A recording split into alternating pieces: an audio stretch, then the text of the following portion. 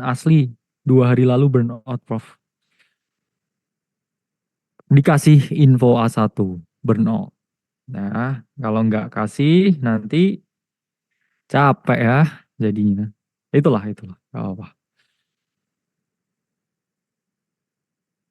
Ya, saya hanya bisa nemenin belajar. Ya. Saya nggak menggurui kalian, saya nemenin kalian belajar.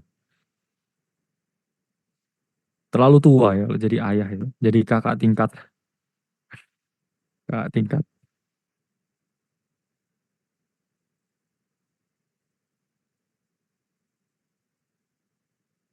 Lemah yang nggak lanjutin. Wah,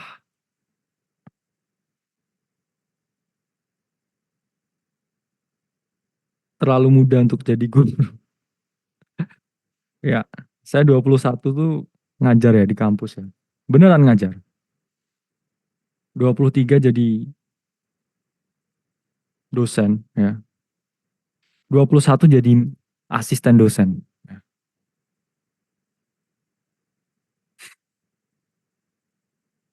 Memang Prof sayang kita nggak? Wah, perlukah dijawab? Apakah selalu harus diungkapkan dengan kata-kata? Ya. Nggak semua hal harus diungkapkan dengan kata-kata. Ya. Manifestasi terbesar dalam perasaan itu adalah pembuktian. Itu manifestasi terbesar. Ucapan ya itu masih di stage 1 ya. Tindakan itu di stage 2 ya. Yang di stage 3 itu pembuktian ya. Jadi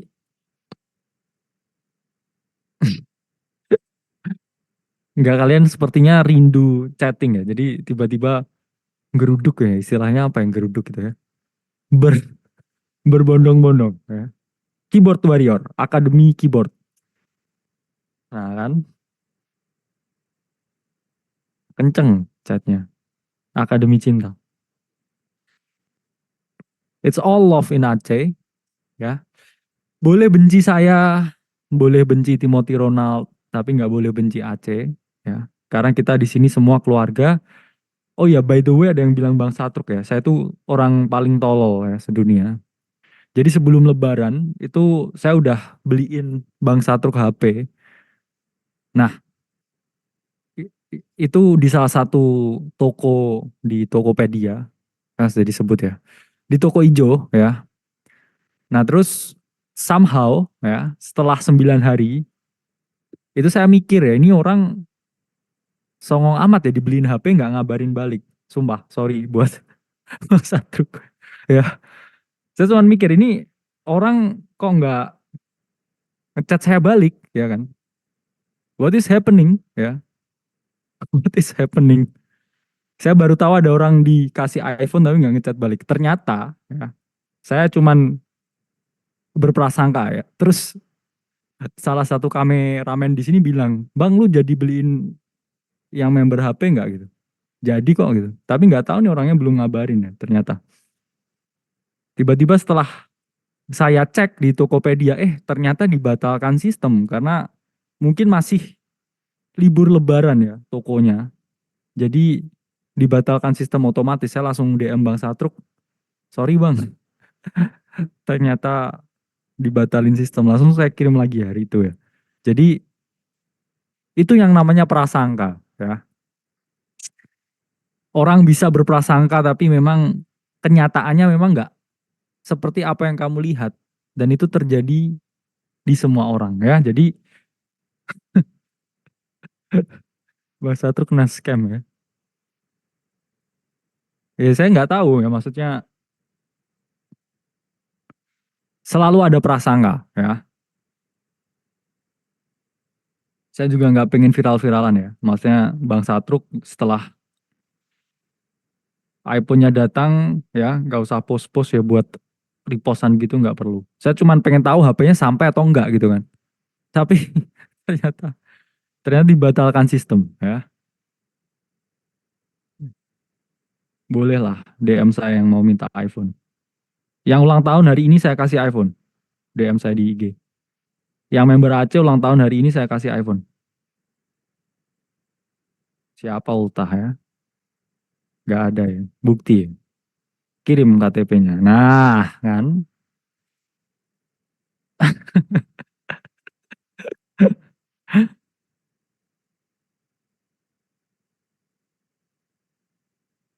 Wah, jauh banget yang Januari. Ya Januari kapan?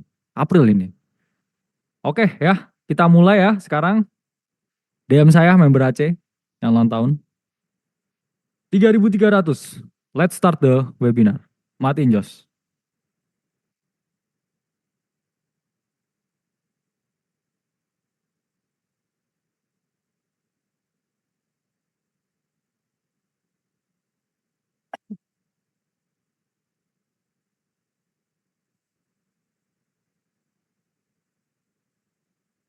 Oke, kita mulai webinar untuk malam hari ini dengan judul Deep Understanding of Technical Research by Akademi Crypto. AVS di atas itu karena modul yang lama ya. Karena saya selalu copy off projectnya, jadi itu masih AVS ya, coret AVS. Nah, Deep Understanding of Technical Research. Nah, memang kita udah buat 5 modul dasar technical research, very basic, very practical, ilmu ya yang didasari dari berbagai rumusan, do teori ya, dan berbagai quotes on quotes ya, para guru trading selama beratus-ratus tahun. It's all about technical, tentang trend, okay? Tentang melihat pattern, tentang melihat suatu trigger tertentu, tentang bagaimana mengeksekusi dan menentukan ya invalidasi. Nah, ternyata ya, karena market itu dinamis, saya bilang tempat yang dinamis itu market ya. Karena apa? Karena di market itu yang membuat manis ya, itu karena dinamis ya. Bisa naik, bisa turun ya. Kamu baru bisa merasakan the glory profit itu kalau ada penurunan harga ya. Jadi baru manis ya kalau dinamis. Jadi kalau stagnan, ya hidup ini stagnan. Let's say kamu pacaran dengan seorang robot, ya, setiap hari baik, setiap hari baik, atau setiap hari jahat. Akhirnya kamu mati ya dinamikanya ya. Dalam artian kamu nggak bisa merasakan apa-apa. Hidup itu tentang seneng sedih, seneng seneng sedih sedih sedih seneng, sedih seneng. Nah, begitupun di market naik turun naik turun. Nah, pola pergerakan naik turunnya itu diprediksi, bukan diprediksi. Maaf, itu kata-kata yang toksik ya. Diantisipasi. Jadi kita mengantisipasi pergerakan harga di masa depan dari melihat data di masa lalu ya. Jadi contoh misalkan, wah saya senang sekali nih minggu ini ya, sangat senang sekali. Itu pasti ada kecenderungan minggu depan kamu akan sedih. Kenapa? Karena misalkan kamu hari ini sangat senang, 2 hari lagi sangat senang, senang, senang. Standarmu melihat senangan ya, itu 100. Tiba-tiba minggu depan di hari Senin ini juga tetap seneng ya, maksudnya Porto naik ya, tapi nggak senaik biasanya. Terus kamu jalan-jalan sama keluarga, misalkan beli barang baru, nah itu nggak seseneng hari ini ternyata 80. Itu kamu akan merasa sedih karena ada penurunan, meskipun itu juga hari yang menyenangkan ya. Dan dari situ ya kita bisa melihat suatu pola kecenderungan. Jadi itu yang kita pelajari ya. Di sini akan dijelaskan alpha technical yang memang udah different ya level. Ya saya nggak bilang level tapi different tingkatan ya. Stage-nya beda dibandingkan dengan apa?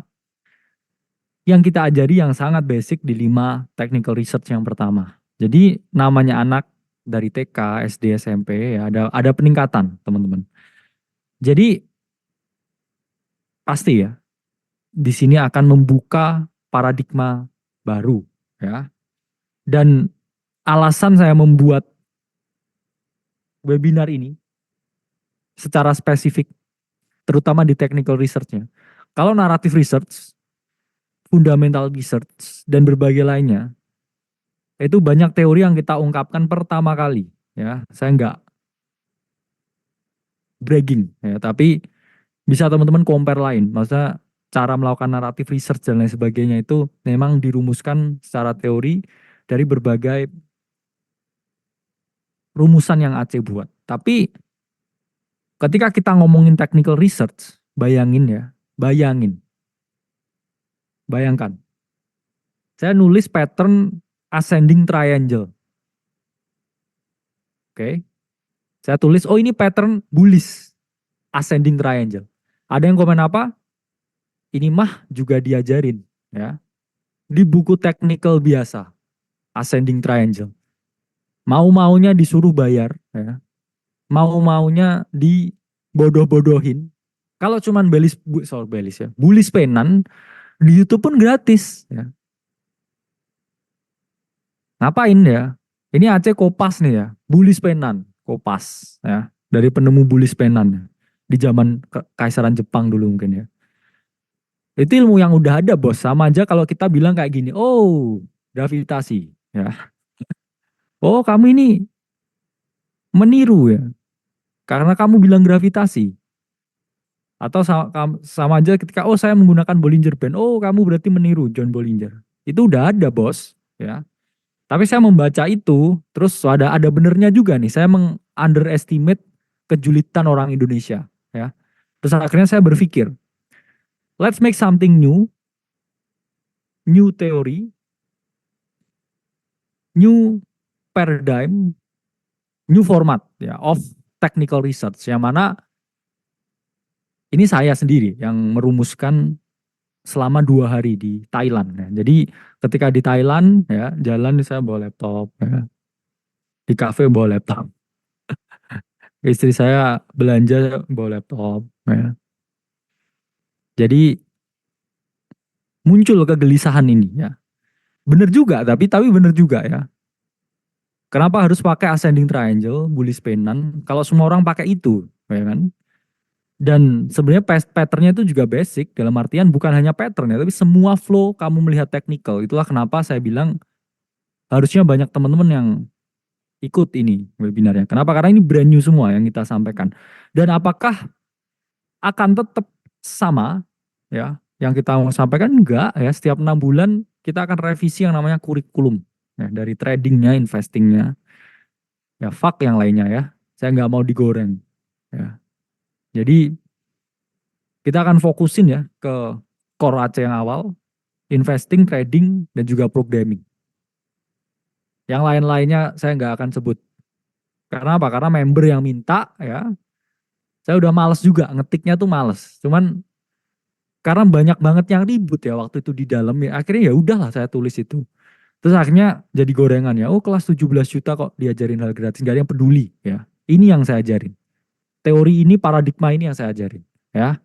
Jadi yang goreng-goreng di luar sana ya stop lah ya menggoreng, mending jual nasi goreng ya sama kue tiaw. Karena ini adalah suatu paradigma baru ya. Always take it with grain of salt. Maksudnya apa? Jangan blindly follow what I do ya, tapi flow pemikiran ya, thought prosesnya ini harus kalian perhatikan. Saya nggak bragging ya. Saya bukan orang yang suka bacot. Tapi ketika saya merumuskan berbagai strategi investasi, Moonback ya, itu akhirnya orang seluruh Indonesia Raya sampai Papua ya, sampai Sabang Merauke. Akhirnya Moonback Bang. Moonback strategi ya. Siapa yang buat? Nah, tahu sendiri. Yang bilang oh strategi serigala domba dan lain sebagainya di TikTok dan lain sebagainya. Akhirnya apa? Ya saya ini cukup dimaki banyak. Ya seakan-akan apa ya? Tapi padahal orang-orang ini nggak lihat originnya ya. Kita yang merevolusi ya sistem ya financial education, masuk ke Discord dan sebagainya. Akhirnya apa? Semua berbondong-bondong buat Discord. Discord ya. Discord, live trade. Ya kamu tarik aja tanggalnya ya.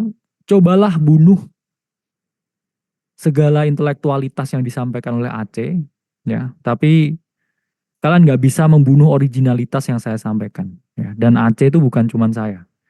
Kita juga punya pegawai. Ya, sorry tuh saya kadang pegawai juga melakukan kesalahan namanya pegawai ya. Tapi saya selalu berani diadu, berani ditantang ya tentang apa yang saya sampaikan, teori yang saya ungkapkan. Karena saya berawal dari akademisi, backgroundnya itu akademisi. Dan kamu tahu ya, di akademisi itu saya sangat amat membenci ya yang namanya plagiarisme. Bahkan saya pernah mencoret ya skripsi mahasiswa karena ketahuan plagiarismenya lebih dari 20%. Bos ya, saya orang akademis. Oke, jadi saya sangat menghargai apa yang disampaikan siapa ya. Dan saya nggak peduli apa teori yang disampaikan oleh orang lain. Saya selalu merumuskan apa yang ada di kepala saya yang saya lihat dari pengalaman, pengamatan, dan percobaan saya sendiri. Jadi apakah setelah kita mengeluarkan teori-teori baru dicontek ya, selalu dicontek. Ya. Tapi selalu dibalik lagi, seakan-akan semua dari Aceh nyontek gitu kan. Jadi ini kapan ini tanggal ini? Oh, 21 April. Ya, kita ungkapkan berbagai terms yang ada di sini. Apakah akan dibajak nanti ya? Ini masih panjang sekali webinarnya. Let's see. Oke, pertama, elemen technical research baru ya, dari kurikulum AC. Ini namanya adalah the flow model. Jadi the flow model ini adalah rumusan pertama, the first step, the beginning ketika kita mau menganalisa sesuatu ya. Ingat the flow model.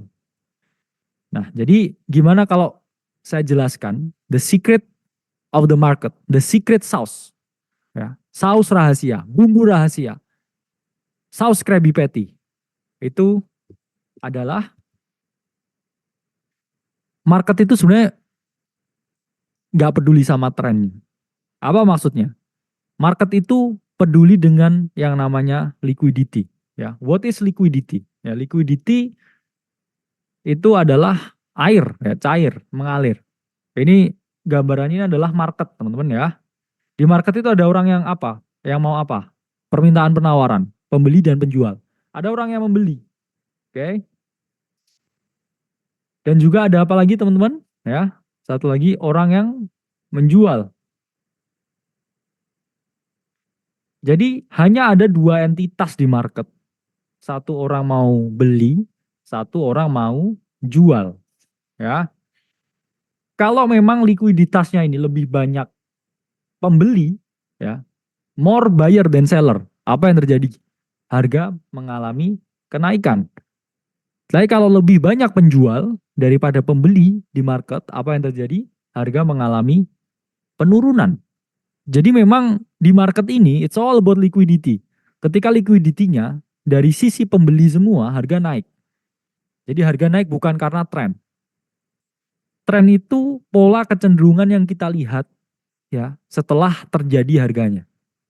Paham nggak ya? Jadi musim penghujan atau hujan itu kita bisa lihat kecenderungannya hujannya. Apakah itu hujannya sangat deras ataukah nggak deras ya? Ataukah masih rintik-rintik hujan. Tapi liquidity itu adalah ya cairan yang udah menggumpal di awan sebelum turunnya hujan. Hujan itu tren. After liquidity flowing, ya. Setelah liquidity jatuh. Sama aja kayak orang menangis ya. Ini unek-unek ini di pikiran semua, ya. Terus apa yang terjadi? Oh, tiba-tiba meneteskan air mata, ya kan? Air mata itu tren. Kayak liquidity itu adalah unek-unek di pikiran. Gimana kalau kita bisa memprediksi ya unek-unek di pikiran sebelum itu terjadi? So we define the trend, ya. Jadi kita bisa ride the wave-nya, ya.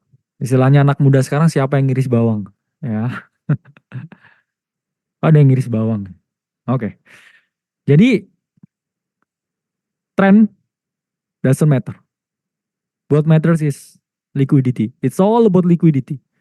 Lebih banyak mana pembeli atau penjual? Lebih banyak mana penjual atau pembeli? Lebih banyak mana permintaan atau penawaran? Lebih banyak mana penawaran atau permintaan? It's all that matters. Ya, it's all that matters. Jadi pada dasarnya ya, it's very controversial again, tapi nggak ada trend bullish bearish sideways. Secara jujur. Kenapa? Karena penemu bullish bearish sideways siapa? Itu adalah Charles Dow, ya, Dow teori.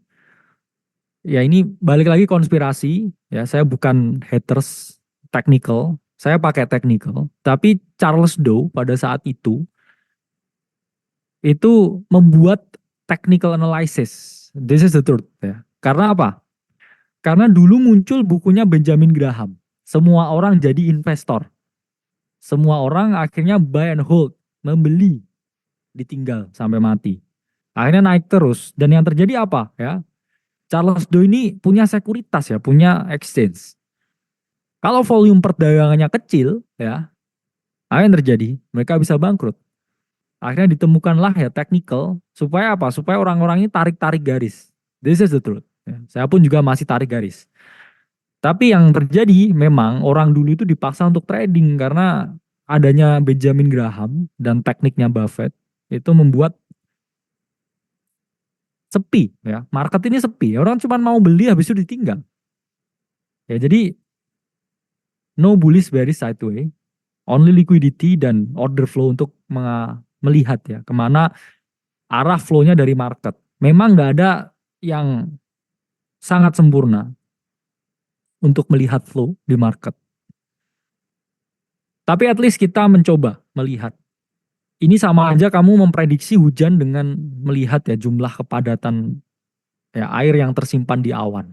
Memang nggak sempurna ya. Karena awan itu juga ya masih ini ya. Dalam artian hujan ya itu hanya bisa yang menurunkan Tuhan lah. Ada takdirnya di situ.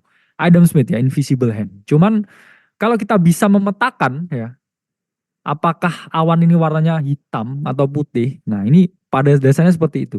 Teknik yang kita sampaikan. Apakah awan ini hitam atau putih? Di situ baru kita bisa menganalisa memang apakah kecenderungannya hujan atau tidak.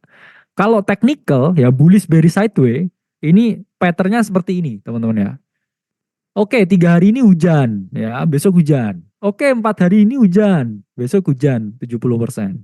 Oke, ini ya kan. Tapi ketika kita melihat flow, kita melihat liquidity, kita ukur awannya ini hitam apa putih. Oh hitam. Ya. Kepadatan air di dalam awannya sekian, hujan nih berarti. Dan itu yang paling matters. Udah dijelaskan banyak tentang order flow di webinar dan modul ya, yang sebelumnya. Mari kita bahas ya basic flow model. Jadi untuk melihat awan putih atau hitam, apakah turun hujan atau tidak. Ini tidak dengan order flow, bahkan dengan chart. Ya, dengan chart kita bisa melihat kecenderungan. The basic flow model. Itulah kenapa nggak bragging. Saya nggak bragging. Tapi hampir every single bottom kita call di ya ACT atau juga kita call juga di live. Nggak presisi memang. Riak-riaknya karena ada berita koreksi memang ya it's humanly impossible dipredik. Tapi secara price action sama kayak kemarin juga saya predik ya bottomnya Bitcoin nggak bragging juga. Saya teman-teman saksikan ya setelah semua dimatikan clear pikiran saya. Ternyata saya 80% tuh ngurusi chat member ya. Jadi customer service daripada developing product dan melihat development market ya. Jadi itu yang lebih matters ya. Jadi hampir every single ya bisa dicek ini ya di live, di webinar dan lain sebagainya. Almost every single bottom we nailed it ya, I nailed it dan ini dengan menggunakan yang namanya basic flow model. Jadi kita melihat ya yang ada di market. Ya, kalau sebelumnya kamu pasti trend. Oh, ini uptrend. Higher high, higher low, higher high. higher low. Tapi yang saya kembangkan ya, 2 hari ini di Thailand, ketika itu puasa ya. Semua orang di samping saya makan semuanya ya. Saya buka laptop di kafe. Nah, terus saya berpikir, ya, berpikir, what if there is no higher high, higher low? Ya. What if there is no market coding? Tapi market ini selalu bergerak sesuai dengan flow, sama seperti air ya. Itu saya melihat air terus habis itu melihat market ya, sambil ngelamun gitu, sambil bengong. Ternyata memang market ini seperti air yang mengalir ya, likuiditas itu selalu mengalir. Itulah kenapa saya melihatnya market itu ya, there is no trend. What if there is no trend? What if there is no trend? Yang ada hanya flow, air yang mengalir dan juga air yang berhenti. Terus baru bisa mengalir lagi. Ya, jadi ada 2 di sini flow model yang saya jelaskan. Pertama ini adalah bullish flow model dan kedua ini adalah bearish flow model. Jadi apa yang terjadi di sini? Market ya, yang kita bilang biasanya primary move, itu enggak primary move sebenarnya. Market lagi flowing, lagi jalan, likuiditasnya lagi naik ke atas. Karena apa? Karena lebih banyak pembeli daripada penjual. Di sini terjadi pause. Pause itu artinya apa? Artinya di situ ya, pembeli atau penjual ini masih voting di sini. Dinaikkan atau diturunkan, dinaikkan atau diturunkan. Dan ketika di sini votingnya udah lebih banyak pembeli, flowing lagi ke atas. Ya. So there is no trend. It's only a pulling machine. Pembeli, penjual, pembeli, penjual, pembeli, penjual. Nah, karena this whole ETF things ya, kita bilang fundamental penting ya. Sell side liquidity crisis. Apa yang menyebabkan marketnya ini flowing terus naik ya, pause, naik, pause, naik, pause, itu terus ya. Ini yang bisa teman-teman lihat di sini ya, hampir naik, pause, naik lagi, pause, naik lagi, pause, naik lagi, pause. Jadi selalu memiliki irama ya, di mana it's all about flow models. Kenapa? Karena saya juga banyak merenung ketika di sini ya. Kalau kita berbicara ya, do teori, tarik-tarik garis. Ini kamu tarik garisnya ya. Trend line-nya udah jebol, Bro, ya di sini. Tapi kenapa dia masih naik harganya? Ya, ini kan jebol head and shoulder potensi. Itu pun juga yang saya lihat. Kalau kita melihat dari perspektif do teori, oh jebol nih, trennya downtrend. What is happening? Keep on rallying. Ya. Dari situ saya akhirnya berpikir ya, what if ya, there is no trend. Wah, ini kacau ini. Oh, ini. Ah, kan keren ya. Canva Premium. Ya. Ini apa yang terjadi? Ini tren, uptrend. Dan ini berita perang muncul. Orang pasti mikir ini head and shoulder. Oh, ini head and shoulder. Oh ya. Short, short, short ya, di TikTok short, short, short. Trennya udah jebol. Ya. Saya memang juga bilang di sini di margin call. I admit it ya. Ada potensi ya, head and shoulder. Tapi ketika dia flowing lagi di sini ya, itu di margin call keempat atau berapa ya. Saya bilang kan momentum up dan ternyata up ya. Karena memang ternyata what if there is no trend? What if there is no trend? There is only flow model. Ya. Bullish flow model atau bearish flow model. Dan ketika likuiditasnya ini lebih banyak yang menjual, EKE bear market, EKE orang-orang ini pada kapitulasi, EKE para miner ini pada selling, EKE Elon Musk juga selling, itu karena terjadi lebih banyak penjual daripada pembeli. Jadi marketnya ya liquidity-nya flowing ke bawah. Airnya mengalir ke bawah. Flow, bearish flow. Ya. Pause, di sini masih voting nih. Ada yang mau beli nggak nih? Ada yang mau bidding nggak? Nggak ada. Kalah voting lagi, flow lagi turunnya. Airnya kayak air terjun nih. Ya, hush, hush. Ya. Sehingga di sini kita bisa melihat ya bahwa memang di weekly Bitcoin ini adalah yang ada itu adalah flow model.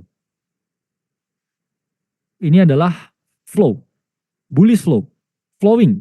Lebih banyak pembeli daripada penjual. Pause, mereka voting lagi. Flowing lagi, yang menang pembeli, ya. Pause lagi, flowing lagi, ya, pause lagi, flowing lagi, pause dan flowing lagi. Jadi di sini kita bisa melihat, ya ini adalah weekly chart dari Bitcoin. Ternyata kalau kamu lihat, oh ternyata flowing, ya, lebih banyak pembeli lagi daripada penjual.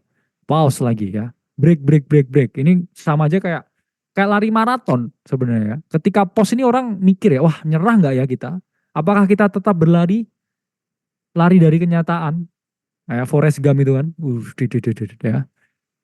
Apakah kita lari dari kenyataan dan berhenti di sini dan stop edukasi bahwa memang orang Indonesia nggak bisa edukasi? Atau ini is just a new bottom lagi ya? Apakah jiwa saya oke lah edukasi lagi, lebih gila lagi edukasinya, kasih pengantar ekonomi, ya, kasih kuliahan di YouTube, oke, flowing lagi ya. Apakah itu seperti itu ya? Karena memang ya saya bilang selalu ada pola kecenderungan yang bisa dilihat di sini. Jadi kita melihatnya jangan tren, oke, karena it's a trap of a trend ya. Oh, keren tuh katakan ya, trap of a trend. Tren itu ternyata menjebak ketika kita punya bias ya. Oh ini up only, up only, up only. Apa yang terjadi? Ya, kamu cenderung ya di sini long. Ya. Terus ya kalau di sini ya ini akan downtrend. Kenapa? Karena tren lainnya ya, ini sudah tertembus. Ya. Padahal itu pause ya, another pause. Dan market akhirnya flowing lagi. Jadi kita harus melihat ya perspektif yang lain. Nah ini saya ketika melamun di Thailand. Efek melamun di Thailand ketika puasa dan panasnya itu 42 derajat ya. Itu benar-benar near death experience. Dan saya membawa tas laptop yang berat ya. Itu sangat near death experience. Akhirnya saya berpikir ya, itu saya melihat air ya. Enak nih minum ya. Enggak, ternyata akhirnya saya berpikir market ini seperti likuiditas ya. Market ini seperti air. Air yang mengalir. Ya. Jadi akhirnya saya berpikir, oh it's only flowing ya. Nggak ada trennya. Yaitu flowing. Apakah ada kecenderungan di air? Enggak. Ya. Ketika air ini volumenya lebih banyak, di sudut kemiringan tertentu dia turun. Ya, dia turun.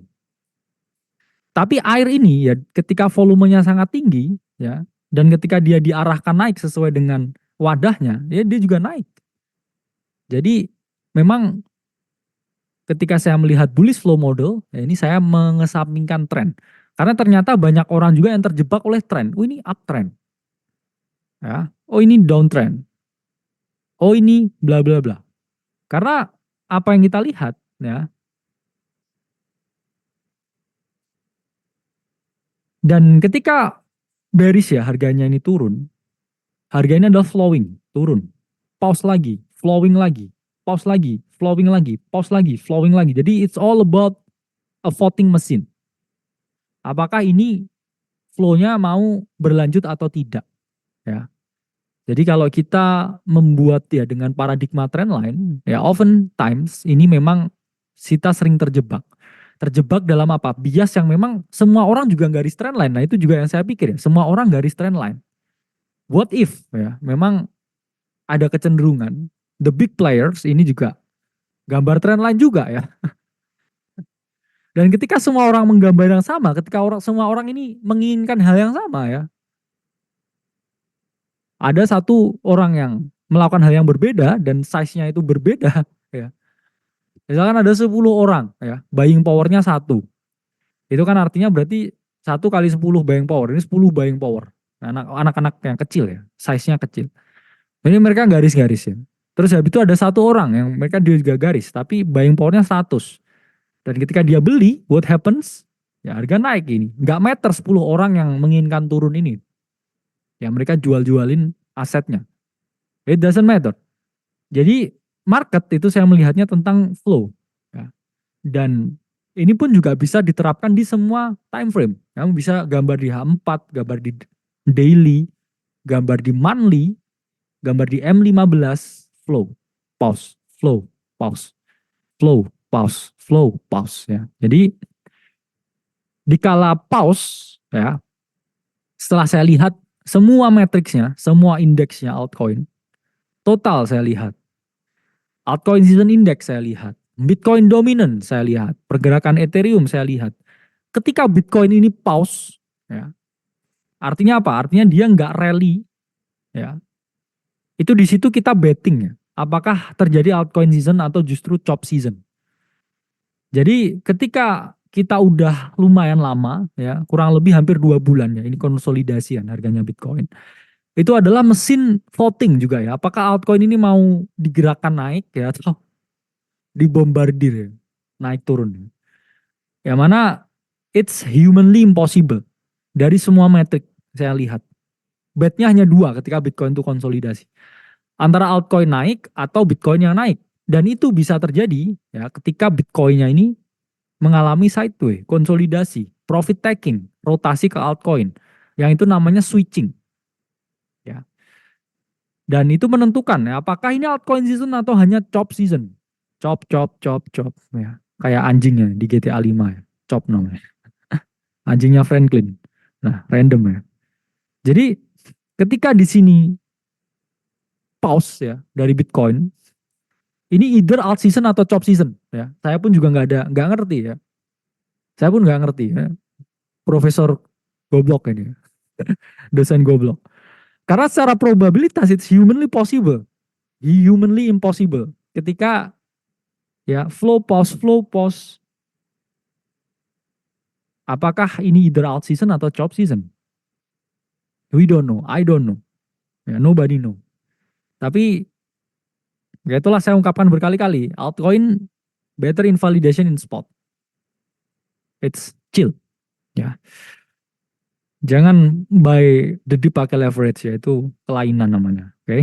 Nah, jadi itulah saya bilang altcoin tanpa leverage itu preferable di spot market. Kenapa? Ketika Bitcoin mengalami yang namanya pause, ya either alt season or chop season, you don't get hurt with leverage. You do not get hurt with leverage. Buy the dip 20x. Buy the dip depo lagi P2P. Buy the dip kehabisan USDT ya. Jadi janganlah ya kita berada ya dalam keadaan yang menjebak diri kita. Mending bawa payung, ya. Jangan ngitungin awan. Ya. Jangan panggil Mbak Rara juga, ya. Ternyata hujan juga setelah itu. Selalulah bersiap untuk probabilitas apapun. Oke. Jadi penting ya kita membatasi diri kita dari risiko. Jadi saya udah paham basic flow model. Lalu yang mengidentifikasi ya, apa ya? Untuk mengidentifikasi pause-nya ini dengan akurat. Ya. Pasti timbul pertanyaan nih. Kan ketika pause, harganya pause flowing. Ya. Pause flowing. Udah nggak bergerak sesuai flow sebelumnya. Kalau flow-nya awal naik, ya dia pause. Masih stagnan. Pertanyaannya gini, ini flowing ke atas lagi atau reverse? Atau reverse flowing namanya. Apakah dia continue on flowing or reverse flowing? Itu gimana cara melihatnya secara akurat, ya. Karena ketika melakukan flowing itu ada chance yang namanya reverse flowing, bergerak sesuai dengan arah yang sebaliknya. Jadi flow-nya dihentikan, selangnya ditutup ke atas, tek, turun ke bawah. Ya, apa yang bisa memastikan?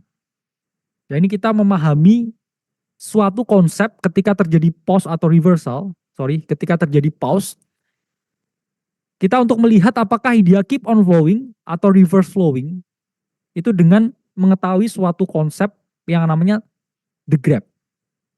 Ya, apa itu the grab?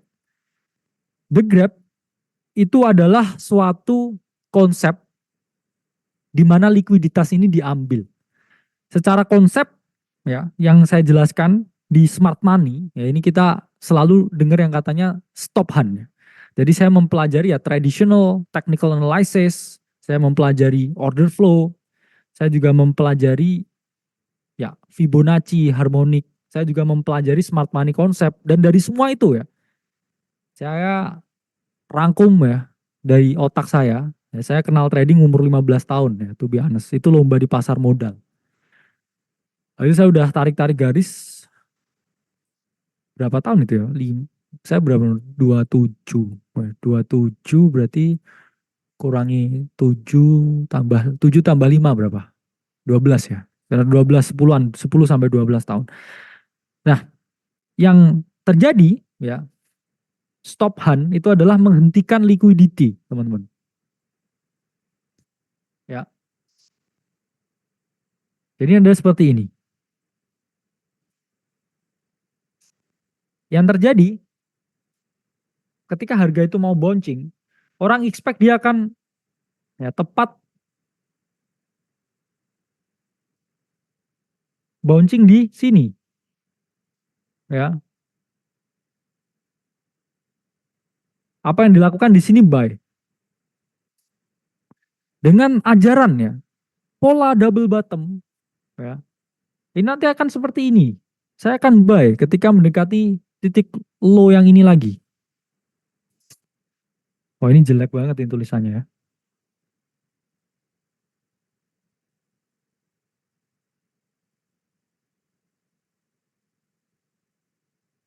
Nah, apa yang terjadi ya? Kamu buy di sini, kamu ditarik dulu. Dan setelah itu harga kepus ke atas. Nah, ini yang dinamakan the grab. Ya. The grab itu adalah proses pengambilan liquidity from the lower. Kenapa? Karena harga ini pasti diturunkan dulu untuk membantai stop loss orang-orang yang di sini. Pertanyaannya kenapa stop lossnya ini harus dibantai dulu? Ya, karena para smart money ini inginnya harganya tuh entry-nya lebih murah dan mereka tahu mereka itu pasang semua likuidasinya di sini. Dan ketika harga ini berhasil diturunkan, jebret gitu ya, dimanipulasi, ini entry price-nya ya, ini akan jauh lebih lower ya. Dia akan entry price-nya ini lebih turun lagi. Ya kan? Misalkan di sini adalah satu. Wah, ini support psychological ya. Saya beli di satu, semua retail juga beli di satu. Apa yang terjadi sama smart money? Harga diturunkan dulu ke 0,9, ketika mendekati satu di short dulu, dan ketika ini stop lossnya udah habis ya, karena kan ketika kamu take apa buat stop loss di sini ya, ketika posisimu terlikuidasi apa yang terjadi? Harga turun dan wicknya ini dalam banget ya. Ingat ya, wicknya Manta seperti apa ya, di Bybit future move ya. Dan ketika dia wicking down di sini, smart money ini entry-nya bagus banget ya. Dia entry di 0,9 ketika semua orang di satu dan udah is dead. Ya. Dan apa yang terjadi setelah itu? Ya, harga ripping reverse di titik awal dan dia mengalami kenaikan yang sangat signifikan. Begitu juga di keadaan yang ini. Ya. Orang jual dulu gini ya. Jual dulu. Oke, okay, let's short. Double top. What happened? Boom. Nah, proses ini yang namanya adalah the grab. Ya, dijambret ini. Dan ini kenapa bilangnya the grab dijambret? Karena ini terjadi sangat cepat ya. Dalam satu sesi cepat ini. Nah, balik lagi. Diambil dengan paksa. Tanpa sepengetahuan. Aduh, kaget ya. Apa yang terjadi? Kaget. Ya, ini adalah the grab. Konsep dari the grab.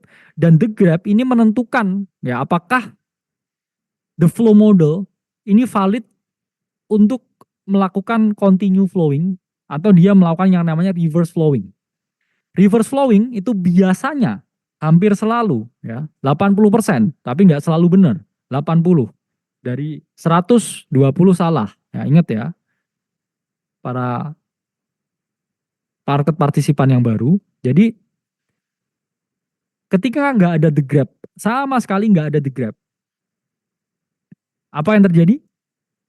Itu ada chance ya, dia mengalami yang namanya reverse flowing.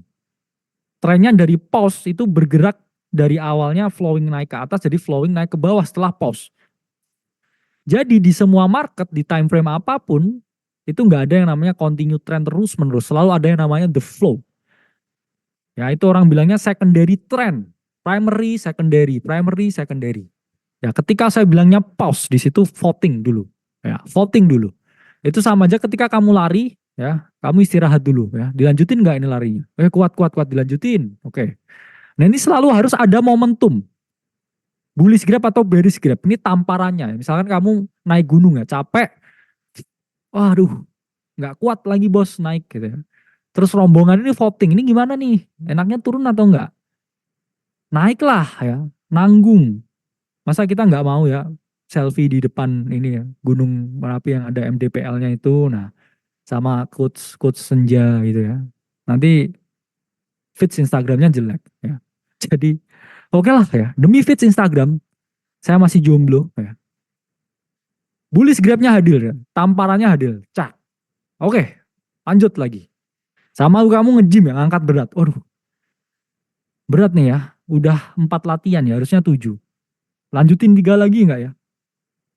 Oh iya, tapi kamu lihat kaca, saya belum six pack. Oke, narik lagi. Nah, the grab atau tamparan itu adalah momentum yang mana seakan-akan harga ini mau melakukan reverse flowing.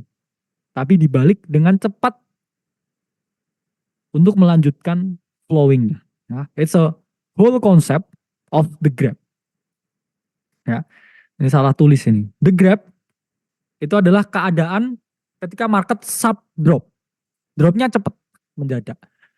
Kenapa? Karena tiba-tiba kan kamu ketika merasa depresi, makanya market ini sama manusia ini sama. Ketika kamu merasa depresi itu cepat banget. Saya merasakan, apa kalian pernah depresi? Itu sangat cepat. Ya, ketika kamu depresi misalkan, sedih atau sesuatu itu ada sangat cepat emosinya. Dan ketika mau happy lagi ini lama, ya. Cepat sedihnya ya. Gitu, sedih gitu saya tiba-tiba. Ini itu adalah the grab, ya. Dan V-shape-nya, reversalnya itu sangat cepat. Ya, gitu. Tiba-tiba aduh, sedih gitu. Dan market is all about psychology.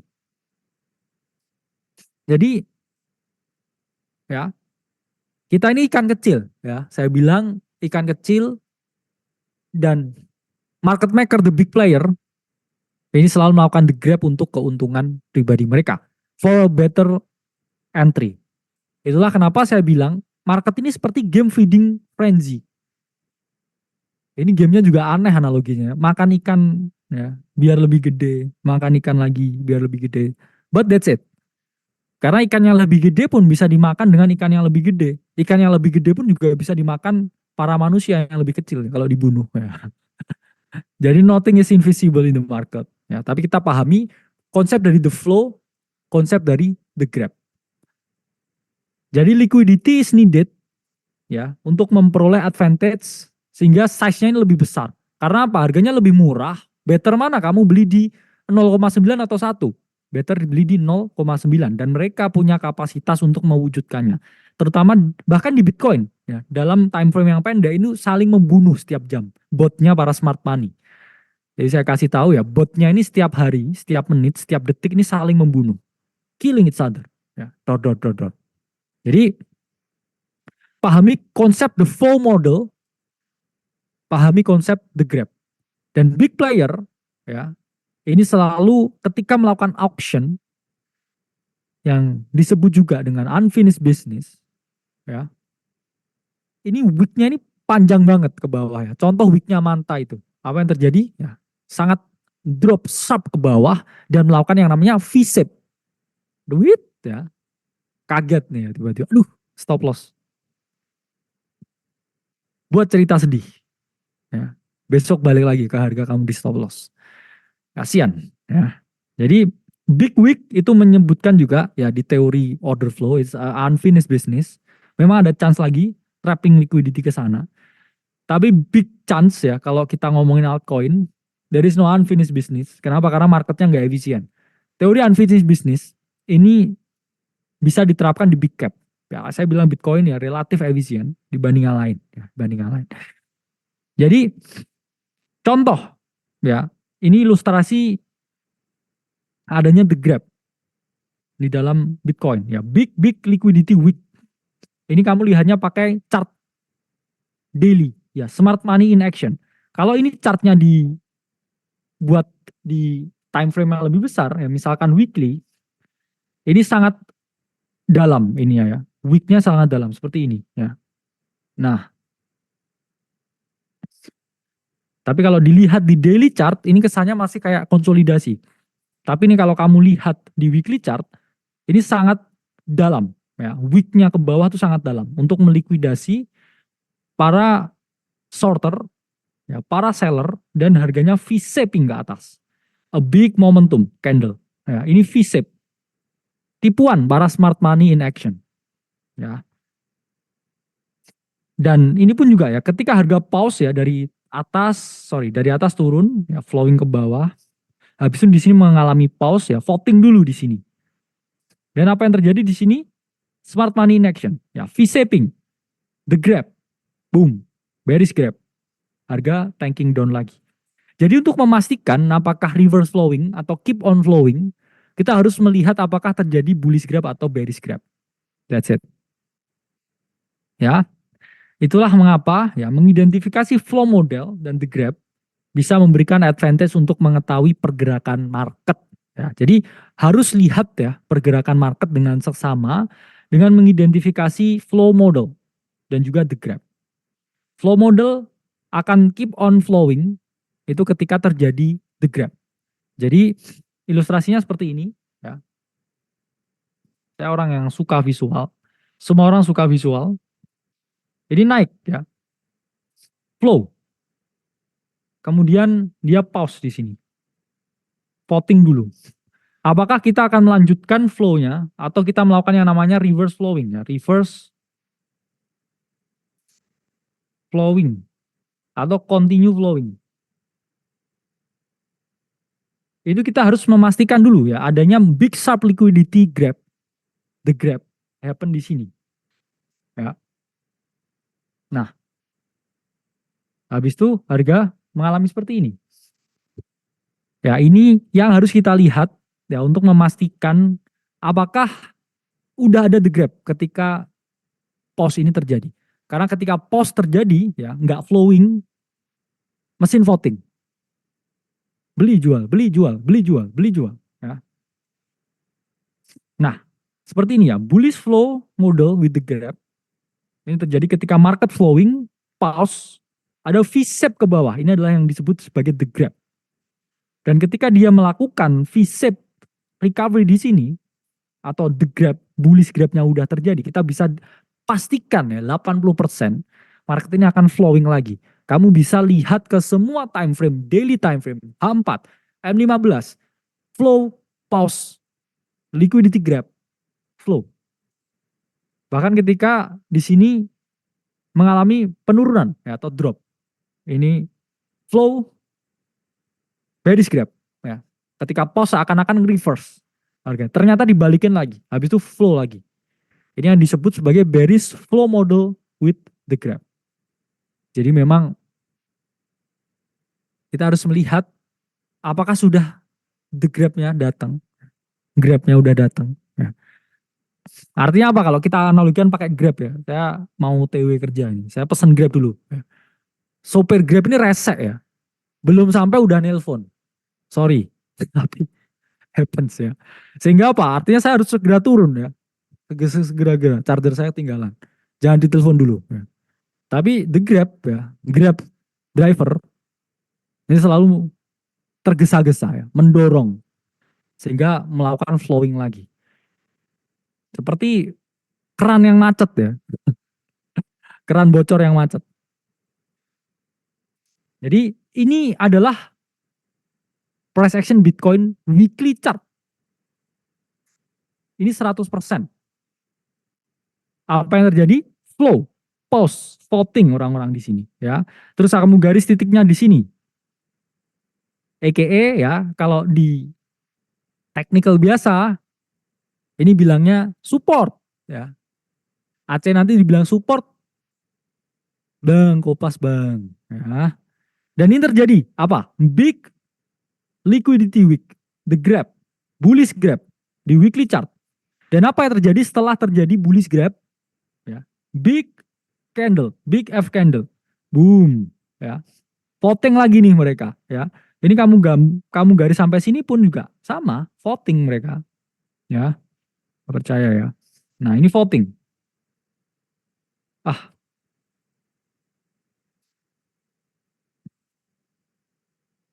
benar ya.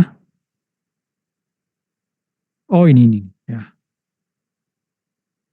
Nah, supportnya bang, supportnya udah ketembus bang. Nah, ada wick ke bawah, the grab lagi.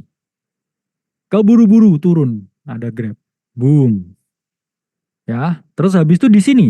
Ini kalau kita pakai tren ya pasti short enggak. Ini pause lagi. Ya, ini pause lagi. Dan di sini ada the grab lagi, flowing lagi. Di sini pause lagi, flowing lagi.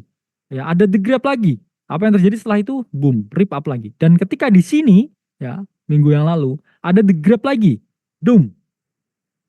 Dan yang keluar, bullish candle. Oke. Okay?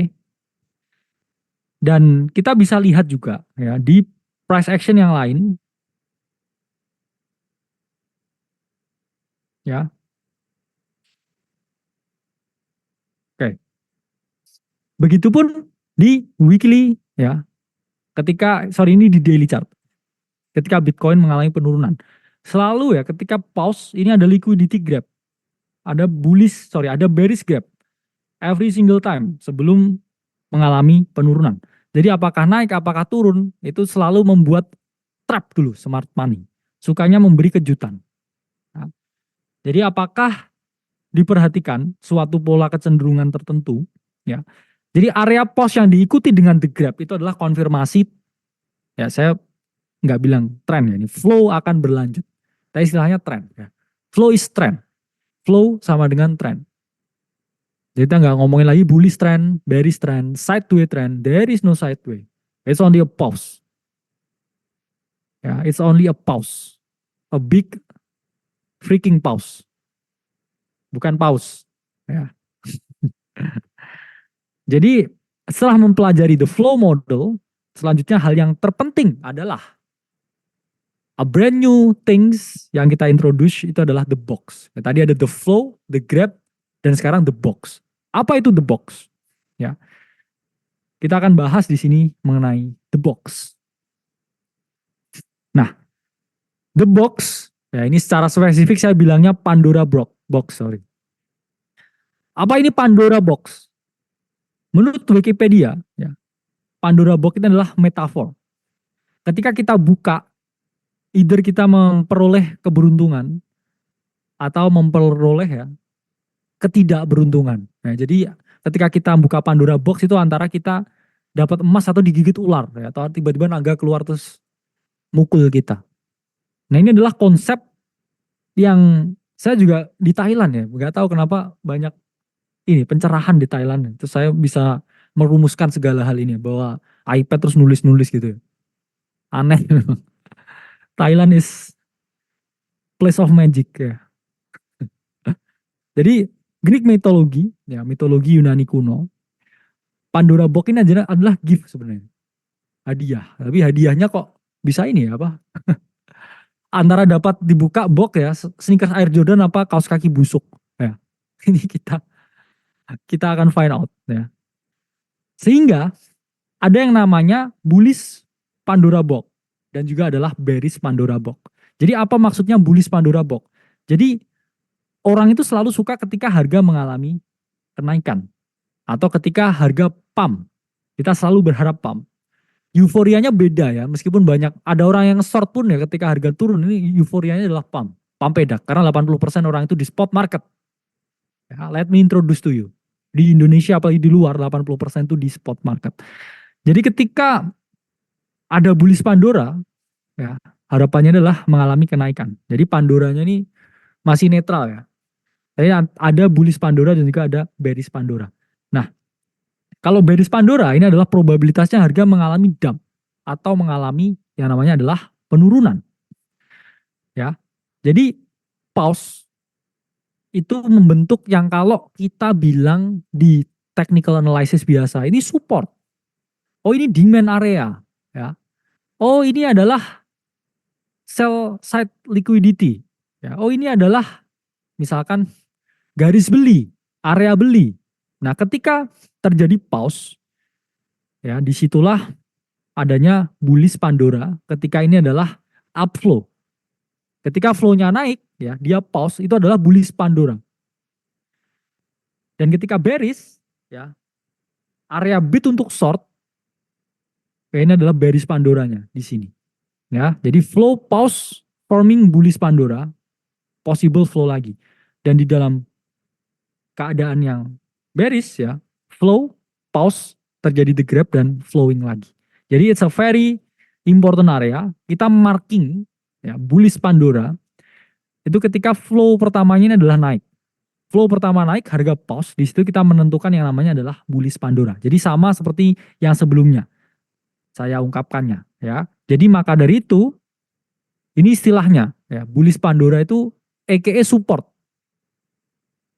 Karena saya takut ya dibilang support dikira Kopas ya. Dikira Kopas sama Charles Doe ya. Saya buat sendiri namanya ya. Bullish and bearish Pandora. Ya, lebih keren daripada support ya. Jadi istilahnya BP, bullish BP, bullish Pandora. BP juga ya, bearish Pandora, ini merah gambarnya. Jadi di sini ya, bullish Pandora itu memang kadangkala ya di time frame ini ada retest model namanya. Jadi harga konsolidasi retest di dalam garis yang sama dan mengalami kenaikan atau bearish Pandora retest model. Yang mana dia selalu melakukan retest sebelum mengalami penurunan. Nah, yang pertama tadi probabilitasnya ini memang sangat kecil. Saya bilang 80% itu selalu terjadi the grab di dalam bullish Pandora, 80% selalu terjadi the grab di bearish Pandora. Dan di sini ya, saya selalu bilang harus mengalami the grab dulu. Jadi ini adalah the grab pada bullish Pandora dan ini adalah the grab pada bearish Pandora. Harus selalu menunggu adanya the grab. Jadi yang pertama ini probabilitasnya 20%. Ini ya hampir 80%. Ketika di time frame besar seperti weekly, ini ada yang namanya the grab. Ini harga mengalami ya yang namanya perlanjutan ya dari flowing modelnya. Nah, jadi elemen yang sama dengan the box yaitu adalah the snake. Kalau kita di dalam technical analysis yang biasa, itu kita bilangnya bullish engulfing atau bearish engulfing. Ini adalah snake. Kenapa? Karena biasanya analoginya kalau kita buka Pandora box itu selalu keluarnya ular. Di filmnya Hercules juga gitu ya. Hercules buka Pandora box itu keluarnya ular. Ya. Cuman pertanyaan ini ularnya merah atau hijau ya. Bullish atau bearish ularnya. Dan ketika ularnya ini adalah bullish, ya it means big continuation. Ya, jadi ada di semua time frame kamu bisa cek daily ada pause membentuk yang namanya bullish Pandora, terjadi the grab di bullish Pandora. Dan kemudian muncul ya ularnya ini. Bullish engulfing. Saya nggak bisa bilang bullish engulfing. Ketemu bullish snake dan apa yang terjadi harga rally lagi. Dan ketika downtrend ya itu terjadi ya yang namanya bearish snake dari bearish Pandoranya. It's a confirmation, tapi saya bilang selalu cukup teman-teman tunggu ya ketika sudah terjadi the grab. Terjadi the grab itu masuk risk to rewardnya jauh lebih bagus ya daripada menunggu the snake, aka bullish and bearish engulfing. Karena ketika teman-teman menunggu yang namanya bullish engulfing, bearish engulfing, ya, ini yang terjadi adalah risk to rewardnya kurang maksimal. Sama kayak kemarin saya predik ya Bitcoin bounce, itu saya bilang yang sweep dulu ya, sweep artinya nyapu dulu, nyapu low-nya dulu di bawah. Supaya di bullish Pandora itu ya ketika harga ini pause, saya yakin Bitcoin ini sekarang masih pause di weekly chartnya, masih voting ya, masih belum adanya reverse trend ya, kamu tenang aja dulu ya, 60.000 belum kejebol. Jadi bullish snake it's a candlestick yang sifatnya bullish dan ketika keluar dia big upside potential.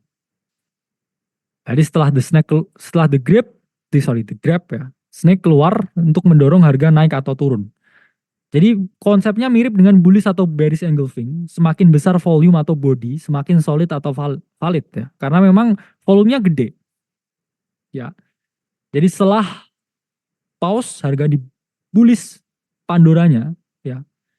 Terjadi the grab dan muncul ularnya ya. Muncul ularnya lagi. The grab di bullish Pandora, muncul ularnya lagi. The grab ya, di bullish Pandora, muncul ularnya lagi, and so on. Tapi saya selalu sarankan masuk ketika dia berhasil yang namanya reclaim. Setelah terjadi the grab.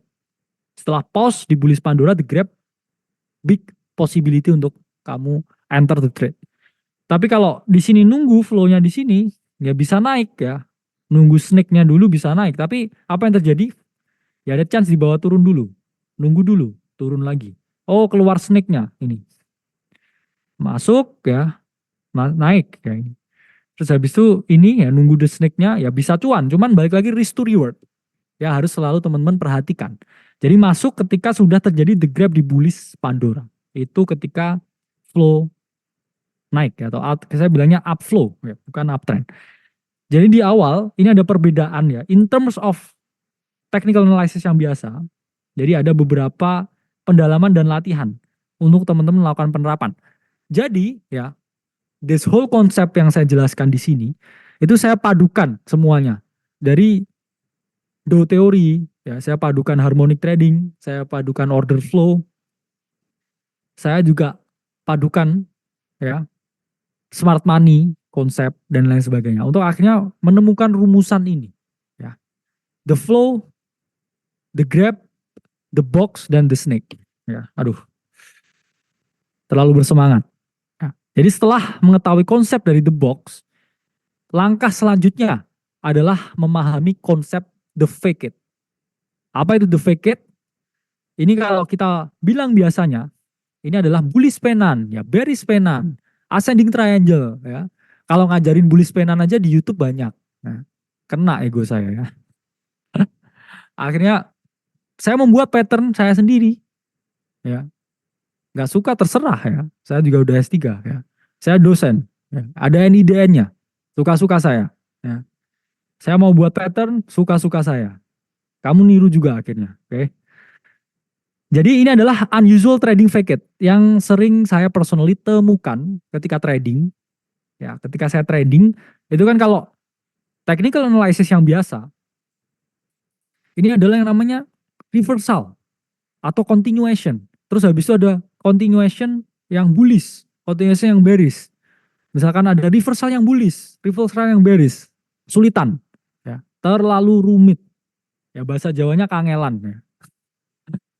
Jadi terlalu berat, ya itulah kenapa saya bilang satu aja lah ya, bullish, bearish ya bearish. Gak ada reversal, gak ada continuation.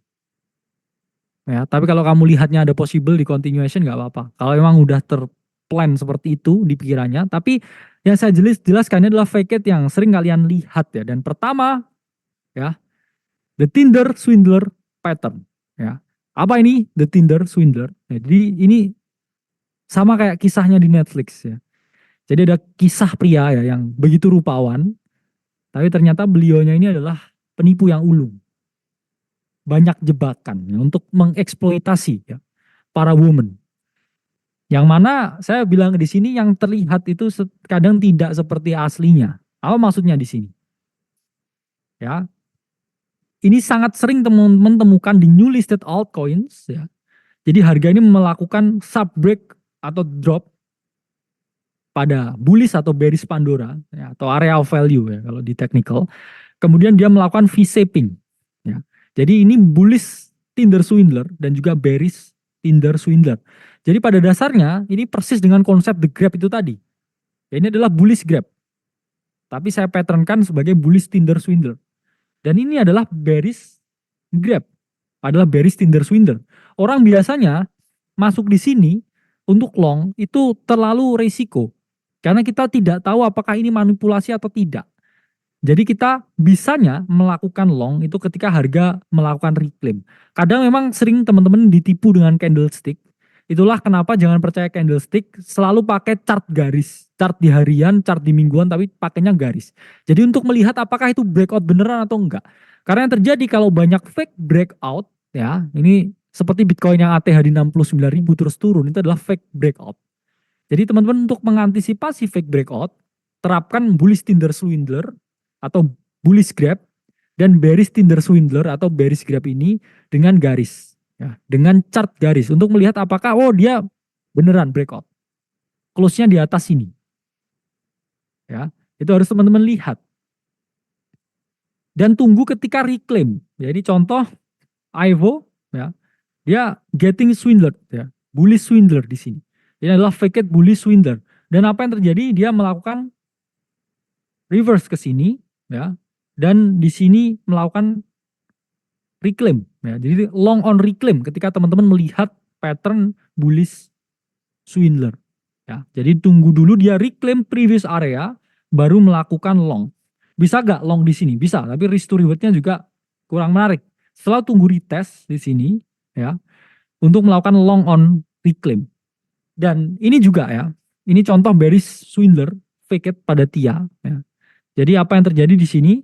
Trap, ya, trap. Dan short on retest ini bisa jadi peluang ya ketika harga ini mengalami penurunan. Jadi bullish Tinder swindler, bearish Tinder swindler, it's basically the grab, ya. Tapi ya itu tadi, kita harus long dan juga short on retest or reclaim.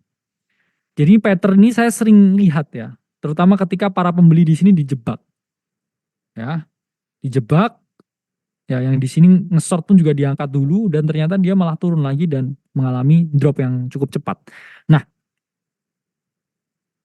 Tinder swindler, ya sorry Tinder swindler ya, bullish swindler ya atau bearish swindler atau area manipulasi di dalam tren altcoin itu saya bilang maksimal 7 hari. Jadi nggak ada ketika dia break dari previous ya box itu dia lebih dari 7 hari ya konsolidasi di situ 7 hari. Biasanya ya drop habis itu ada area ya manipulasinya itu happens only 2, 3, 4 hari baru itu habis itu V-shaping lagi. Hampir semuanya seperti itu ya. Selanjutnya kedua adalah the bouncing ball fake it. Ya, ini adalah fake it yang saya lihat sering banget terjadi di market crypto, di mana ideally ya, awalnya ini harga ini sharp breakout, terus tiba-tiba volumenya hilang. Ini sangat sering teman-teman lihat di altcoin yang dipump oleh para bandar. Ya, ini misalkan ada titik nih ya, dia break, volumenya sangat tinggi. Setelah itu volumenya ini turun menurun seiring dengan menurunnya harga. Ya, jadi ada orang yang tiba-tiba beli smart money akumulasi $1 juta, ya, langsung masuk tuh. Volumenya tiang bendera. Nah, Timothy masuk tiang bendera. Terus setelah itu ya gak ada smart money lain yang menangkap volumenya ini.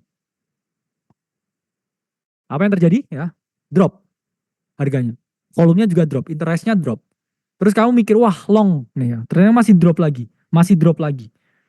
Dan kemudian tiba-tiba dia bouncing lagi. Setelah kamu udah hampir hopeless ya, setelah volumenya makin drop dan juga harganya itu makin drop. Jadi perlambatan pergerakan harga dan diikuti dengan perlambatan volume ketika melakukan retest ya pada box ini membuka peluang posisi long atau short. Jadi sama seperti bola ya teman-teman. Jadi yang terjadi itu seperti ini. Ya. Oke. Nah, nah, nah, yang terjadi seperti ini. Big volume ya. Ini volumenya gini. Tiba-tiba volumenya juga down. Terus harga ini gini. Dia turun sampai di titik yang paling bawah ya, padahal kamu udah long di sini. Retest di sini, long di sini. Ternyata dia sampai ngeretest wedge yang paling bawahnya ini, baru dia bouncing lagi. Dan itu often happens di altcoin. Ya altcoin ya, dipump dulu sama orang di sini, ya orang membeli semua retestnya tapi nggak bouncing. Baru ketika orang udah hampir desperate ya, hampir menyentuh ya wedge-nya di sini, baru harganya mengalami bouncing. Sama seperti melempar bola. Apa yang terjadi? Lemparan pertama tinggi, ya. Lemparan kedua, setelah dia memantul yang kedua, pantulannya tambah kecil, tambah kecil, tambah kecil, dan tambah kecil, ya. Baru akhirnya mungkin bisa naik lagi kalau ada yang ngepam lagi, kalau ada smart money yang lempar bolanya lagi. Tapi selalu petanya mengecil, mengecil, mengecil. Nah ini yang namanya the bouncing ball. Ada yang namanya bullish bouncing ball dan juga bearish bouncing ball. Bullish bouncing ball seperti ini. Ya, ini ada wedge, ini ada the box, dan dia mengalami sub up, big volume, somebody is buying, is bidding, market bid, boom. Ya, slow decrease in price in slow decrease in volume. Ini sangat sering saya lihat new listing di Bybit, market cap di bawah 100 juta ya. Ada orang yang baru masuk, terus habis itu dia semakin lama semakin nge-retest terus di sini. Dia nge-retest sampai mungkin sampai ujung bawah wedge-nya ini. Seperti bola yang jatuh ya, dilempar di sini, dipantulin di sini. Tuk, terbang tinggi, tuk ya, tuk ya, tuk tuk jatuh. Terus nunggu apa lagi biar dia bouncing? Pasti ada smart money lagi yang dorongin lagi ke atas. Tuk, tuk, tuk, tuk. Nah, seperti itu terus ya. Dan bearish bouncing ball ini juga terjadi ketika low volume. Ada orang yang market sell. Jedar. Ya, terus ya regaining confidence lagi. Ya, orang yang mau membeli. Tuk, tuk, tuk. Nah, ini habis itu drop lagi. Sampai upper wedge-nya ini sudah mau dites bahkan. Ya, itulah mengapa perlambatan volume itu menunjukkan apa? Kegelisahan, keraguan, ketidakpastian di market. Dan juga ada potensi smart money lagi, ada Timothy yang lain lagi. Timothy dari Vietnam yang tiba-tiba mau masuk ketika dia retest. Ketika para retail udah hopeless, ya udahlah ini pas ini, saya masuk lagi di situ. Jadi itu adalah ya keadaan. Ini contohnya Bitcoin. Ya, apa yang terjadi di sini? Big volume, pump, boom. Ya. Ini saya ingat dulu berita apa ini? Tanggalnya bentar ya, ETF ya atau enggak salah. Oke. Jadi di sini ya turun ya, turun turun turun nih bahkan sampai mau low-nya. Hampir di bawah wedge-nya. Habis itu yang terjadi apa? Ya, dia mengalami pemantulan karena ada yang lempar bolanya lagi. Ya. Dan di sini pun juga bouncing ball lagi ya. Ya. Sampai dia hampir mau turun lagi baru bouncing lagi. Jadi harga itu saya lihat itu seperti bola ya. Menunggu orang lain yang mau ngelempar. Karena seperti hukum gravitasi. Ya. Dia selalu menunggu adanya force atau gaya untuk mendorong benda. Harga pun juga sama ya, menunggu gaya untuk mendorong benda. It's the same thing, the same concept. Ya. Dan ini juga bouncing ball pada Bitcoin. Ada yang sell ya, big sell mengalami keraguan, market confident dan ternyata dia drop juga. Jadi it's a bouncing ball, bearish bouncing ball. Dan ketiga, yang biasanya saya bilang ascending triangle revival, saya ganti jadi the triangle revival. Karena terlalu banyak yang bilang saya kopas ya, bilang ascending triangle. Ya. Saya kopas Do teori atau siapapun yang membuat pattern ascending triangle, whoever he is, ya. I'm founding my new pattern, guys. The triangle revival. Ini adalah pattern yang terjadi ketika memasuki altcoin season. Alt season. Bullish triangle revival ini paling ideal ketika teman-teman trade altcoin di weekly chart. Probabilitas dan akurasinya ini sangat tinggi untuk breakout. Jadi ya, bullish triangle revival itu adalah biasanya awalnya itu adalah bullish. Ya. Sorry, bearish. Altcoin yang udah selesai dari suatu cycle tertentu ya, dari 2021 cycle tertentu. Nah, ini kapitulasi waktu di sini. Tokennya udah di-unlock semua. Nah, ini ada pattern di sini. Ya, kita bisa maksimalkan pattern ini untuk melakukan bidding dan harga naik ke atas. Jadi long when it's getting swindled ya. Belum tentu juga dapat swindled untuk pattern ini. Dan bearish ya, triangle revival di sini adalah probabilitas berubah ya. Dan mirip ya dengan kita ungkapkan ya, di mana contohnya ARB weekly chart bullish triangle revival, a good long probability dan going up. Ada juga ya bearish triangle revival pada Matic yang membawa harganya mengalami penurunan di weekly chart. Nah, ingat prinsip ya penerapan pattern, semakin besar time frame semakin valid, semakin kecil time frame itu semakin banyak noise. Jadi harus gunakan time frame yang lebih besar. Nah, selanjutnya ini adalah the labyrinth. Jadi ini cocok di market altcoin yang channeling up atau channeling down dengan sangat choppy. Ya, jadi fake it ini bisa teman-teman lihat pertandanya reversal di altcoin. Jadi apa yang terjadi di sini, ya, Karena altcoin ini influence-nya Bitcoin, Bitcoin ini influence-nya US stock market, ya US stock market ini influence-nya global ekonomi. Jadi dalam jangka pendek altcoin ini channeling up atau channeling down dengan volume yang rendah, dengan price action yang sangat choppy membuat orang ini bullish atau bearish ini ya. Ini flow-nya mau lanjut atau enggak. Sehingga fake it dari ini ya. Ini adalah bullish labirin ya. Kalau di pattern-pattern yang umum ini selalu diungkapkan, oh minimal 3 sentuhan ya, di bawah wedge-nya.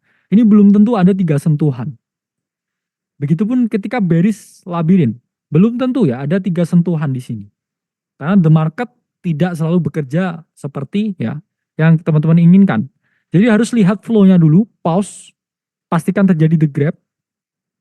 Dan kalau altcoin itu selalu di spot dan tunggu the snake-nya muncul, tunggu bullish engulfing-nya muncul, tunggu volume-nya confirming, baru teman-teman beli di spot. Kenapa? Karena kalau enggak, ya ini sangat berbahaya. Ini contohnya bullish labirin fake it pada Jupiter. Contohnya memang seperti channeling ya, atau channel pattern. Ya, tapi ini adalah bullish labirin. Bisa pastikan setelah terjadi the grab, muncul snake, baru bisa konfirmasi untuk masuk. Ini adalah bearish labirin fake it ya pada FTM. Daily chart ya dia break dan mengalami penurunan. Nah, satu hal yang diingat ya nggak harus ada sentuhan valid berapa di wedge-nya. Tunggu terjadi yang namanya the box. Ya ada Pandora bullish, ada Pandora bearish dan terjadi the grab, baru kita memastikan ya untuk entry setelah terjadi the snake ya.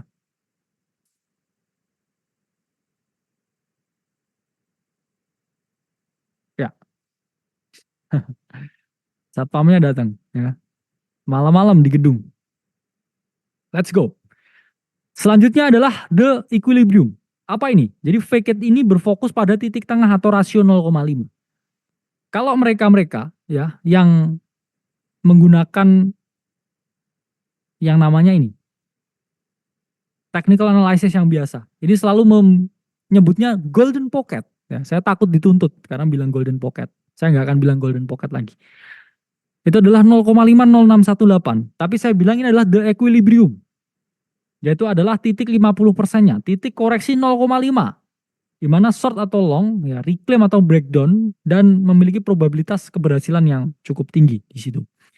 The equilibrium, ya ini sama seperti tools Fibonacci yang teman-teman gunakan, tapi 0 dan satunya, ya 1 dan 0-nya ini nggak saya gunakan. Dan saya selalu menunggu long untuk on reclaim. Jadi saya nggak peduli ya golden pocket-nya, karena apa? Fakta, golden pocket itu bisa menipu. Karena juga banyak para smart money juga menggunakan golden pocket. Tahu bahwa kita menggunakan golden pocket. Ini 0,5 ya, ini 0,618. Ini kita ketika bidding di sini, guys, what happen?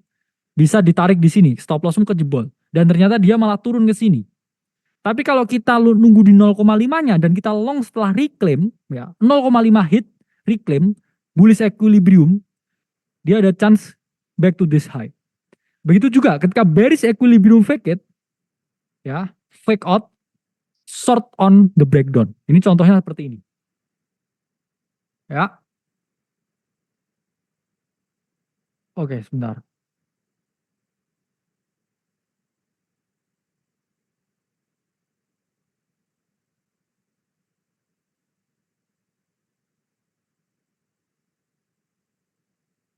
Oke. Nah, yang sering terjadi itu seperti ini. Ya. Nah, ya kan? Terus kamu bidding di sini. Long, long, long ya. Golden pocket. Nah, ini. Golden pocket. Long, long, long, long, long. Apa yang terjadi? Nah, ini adalah 0,5, ini adalah 0,618. The biggest probability play, kamu switch dari candlestick ke chart garis dan tunggu setelah dia reclaim di sini. Ketika dia close di atas 0,5-nya, ketika dia close di atas bullish equilibrium-nya, di sini kamu long, target this high. Ya.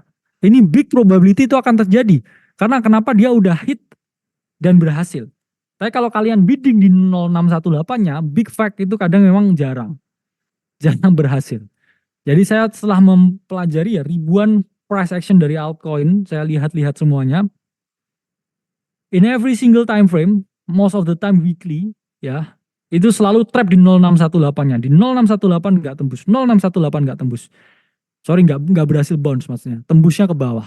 Nah, what if ya kita longnya itu setelah reclaim di 0,5. Reclaim 0,5 di chart garis itu valid breakout di atas 0,5. Di situ baru kita melakukan yang namanya pembelian. It's more reliable ya. Itu adalah chance enggak ketipu ya. Ini saya nggak mau ketipu. Saya tunggu ya. Kalau nggak mau ketipu harus nunggu. Itu quotes-nya. Kalau nggak mau ketipu harus nunggu.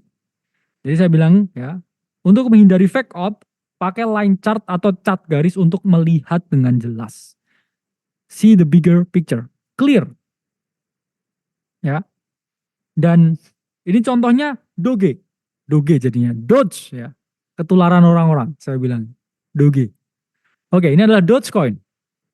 Ini adalah weekly chart ya. Flow ya, habis itu pause.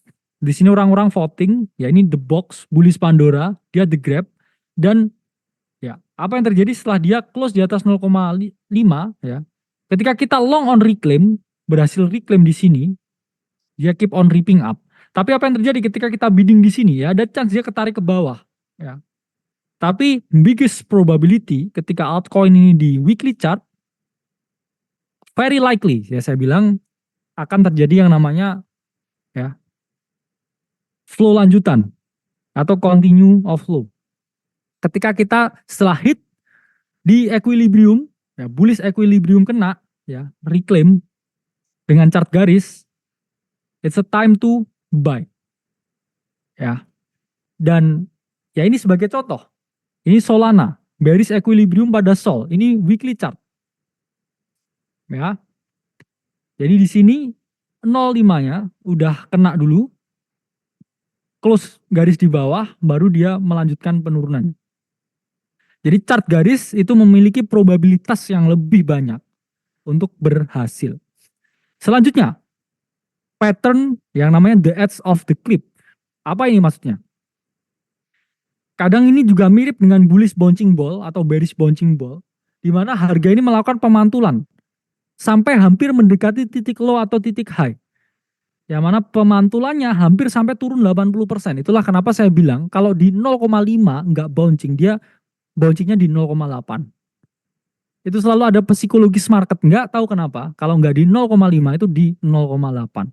Sehingga hampir mendekati ya swing high atau swing low-nya baru dia reject atau mantul. Ini contohnya bullish edge of cliff wicket ya. Jadi dia breakout ya 0,5-nya nggak kena. Tapi ya setelah dia turun hampir 80% dari top 0,8 ya, bukan persentasenya. Ini baru di sini mengalami pemantulan. Begitupun ketika dia ya di sini bearish edge of cliff ya. Dia mengalami pemantulan hampir mencapai titik high-nya sebelumnya. Tapi udah di 80% dia ke reject. Nah, ini didasari ya perilaku orang atau mayoritas pasar. Ini mereka suka menunggu yang namanya double top. Ya, triple top, double bottom, triple bottom. Dan yang terjadi malah market nggak deliver. Misalkan ini, ya, mereka mau beli di sini. Mereka akan pasang bidnya di sini untuk membeli.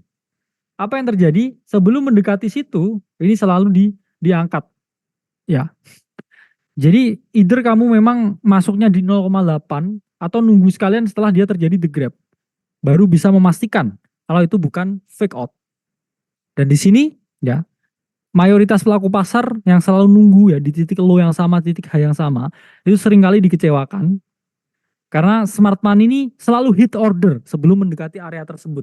Antara kita dijebak terjadi the grab atau ketika semua market participant tidak siap ya, ini sangat mirip ya dengan pattern ya yang namanya adalah bullish dan juga bearish bouncing ball yang tadi ya. Nah, ini kalau kita lihat dari perspektif yang breaking out ini pasti seperti ini ya. Break dulu baru mengalami edge of the cliff atau bullish bouncing ball. Jadi dua hal itu cukup mirip.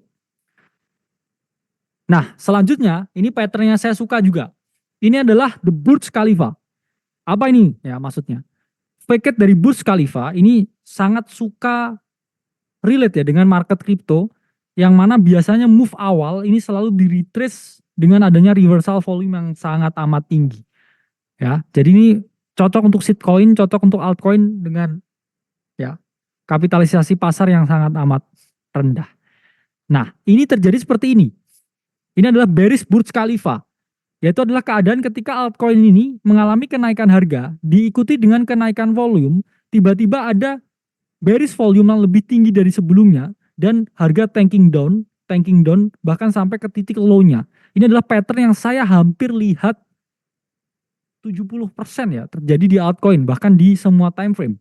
Jadi build up-nya seperti ini, ya. Harga naik, volume juga naik, kemudian sampai titik tertentu muncul yang namanya volume penjualan yang jauh lebih tinggi daripada volume-volume sebelumnya. Dan harganya pasti langsung ke retrace ke bawah. Ini adalah klasik pump and dump pattern sebenarnya. Dimana ya harga ini mengalami kenaikan. Begitu juga dengan volumenya. Volume naik, ya, batangan volume naik, batangan volume naik, batangan volume naik. Sampai tiba-tiba ada volume penjualan yang jauh lebih tinggi. Dan apa yang terjadi setelah itu? Price is tanking down. Nah, ini adalah klasik pattern ya yang saya sering lihat ya di berbagai altcoin. Dan bullish Burj Khalifa itu juga sama ya. Harga ini turun, tapi selling volume ini makin lama makin gede sampai tiba-tiba di sini ada big buy volume candle yang mana membuat harganya malah reverse naik ke atas. Ini adalah bullish Burj Khalifa dan juga bearish Burj Khalifa. Ini adalah klasik pattern di crypto yang mana ketika ada volatilitas yang tinggi dan PA klasik ini untuk low tier altcoin ini sangat sering ya ini dilihat ya. Jadi altcoin yang memang low tier market cap ini sangat sering terjadi pattern ini. Jadi hal utama yang harus diperhatikan ketika spotting pattern ini adalah volume. Volume ini adalah kunci. Apakah pattern ini berhasil atau tidak. Jadi kalau kita nggak lihat big volume reversal, kalau awalnya ya bullish ya, reversalnya ini candle merah di volume bar yang sangat tinggi, itu hampir saya bisa pastikan terjadi Burj Khalifa, bearish Burj Khalifa. Tapi kalau misalkan ini adalah penurunan, terjadi big buying ya, volume bar. Ya, volume bar nih. Ini ada potensi dia bullish Burj Khalifa dan harga reverse naik ke atas. Dimana biasanya ya, saya bercandanya ya, ketika dia di sini ya, build up slowly, harga juga naik. Nah, udah muncul candle-nya seperti ini dev pull the trigger. Kenapa? Artinya yang jual ini volumenya gede banget. Pasti developer yang punya barang besar atau volume dari venture capital. Sehingga apa? Harganya turun. Tapi kalau ini ketika downtrend, saya bilangnya adalah kapitulasi. Ya, orang-orang di sini cut loss semuanya, ke likuidasi semuanya, baru ada yang step in beli dengan jumlah yang besar. Boom. Dan apa yang terjadi? Harga reverse naik ke atas.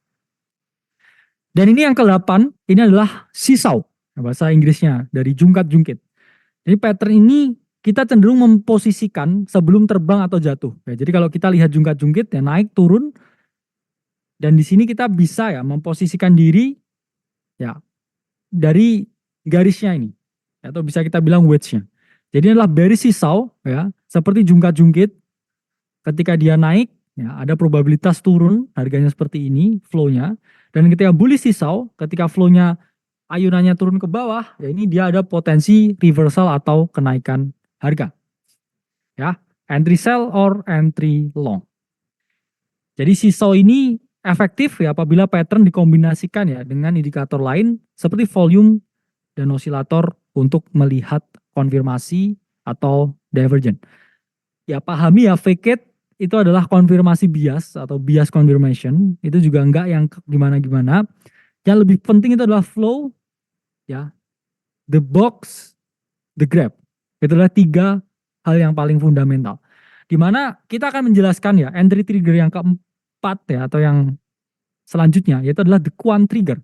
Ini adalah beberapa indikator ya untuk alat trigger, terutama ketika kita ngomong Bitcoin yang didominasi dengan market derivatif. Jadi ini adalah beberapa ini ya, lebih tepatnya saya bilang quantitative indicators ya. Itulah kenapa saya bilang tadi memang ini adalah perpaduan ya dari Dow teori, perpaduan dari harmonik ada 0,5-nya, perpaduan dari smart money, perpaduan dari order flow, dan perpaduan dari pengalaman-pengalaman serta pengamatan semua yang saya rumuskan di sini. Jadi ini untuk alat trigger, ya saya selalu pakai CoinGlass.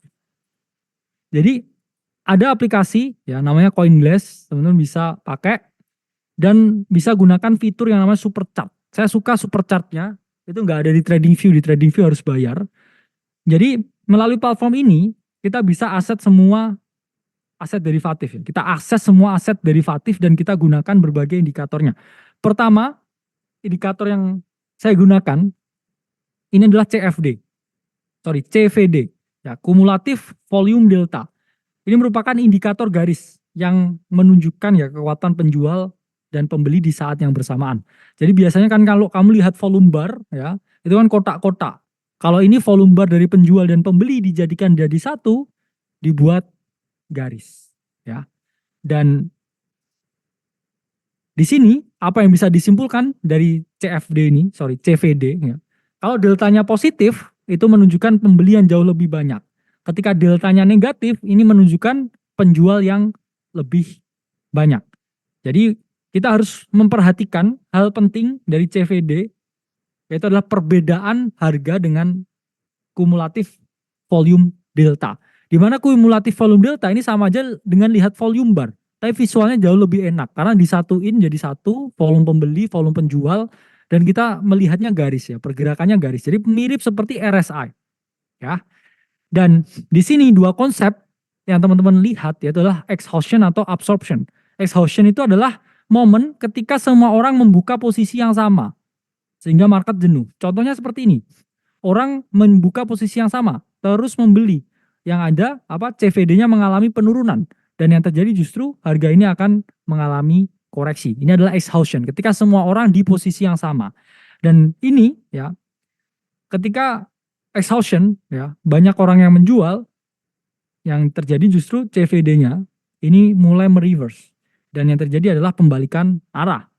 Dan absorption ya ini terjadi ya ketika semua orang ini melakukan limit ya dan limitnya diserap oleh market. Yang mana ini juga sama ya. Ketika harganya ini turun ya, CVD-nya ini naik, ini ada probabilitas untuk melakukan reverse. Dan di sini ya ketika price-nya naik ya, CVD-nya juga turun, ini probabilitas juga reverse naik ke atas. Jadi ini diperhatikan konsep exhaustion dan juga absorption. Nah, ini contoh dari CoinGlass. Selanjutnya kita akan bahas mengenai open interest. Ya, di mana open interest itu apa sih? Open interest itu adalah akumulasi dari jumlah long dan juga short yang dibuka di derivatif. Jadi ketika ada open interest yang tinggi, ya open interest naik, itu menunjukkan bahwa banyak orang yang long, banyak orang yang short, dan tinggi ya interest orang terhadap market. Yang mana di ini adalah di derivatif. Jadi open interest menunjukkan seberapa crowded sih market saat ini dan berapa tinggi tingkat volatilitas di market yang ada saat ini.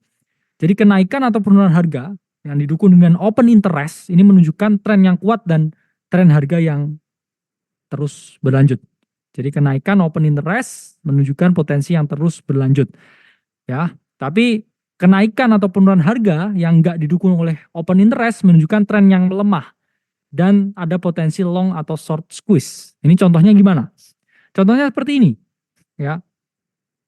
Ini Bitcoin uptrend terus, tapi open interest-nya mengalami penurunan, ya. Dan kita juga bisa melihat perspektifnya di sini, di mana setelah open interest-nya di sini breakout, ya, harga juga ikut mengalami breakout. Jadi kita juga harus melihat open interest untuk melihat apakah market ini ada ya secara keseluruhan atensi dari masyarakat atau atensi pelaku pasar atau tidak. Sama juga seperti ini ya, harga turun ya. Terus juga open interest tetap naik. Ini juga ada potensi reversal. Ya, big OI ada potensi reversal.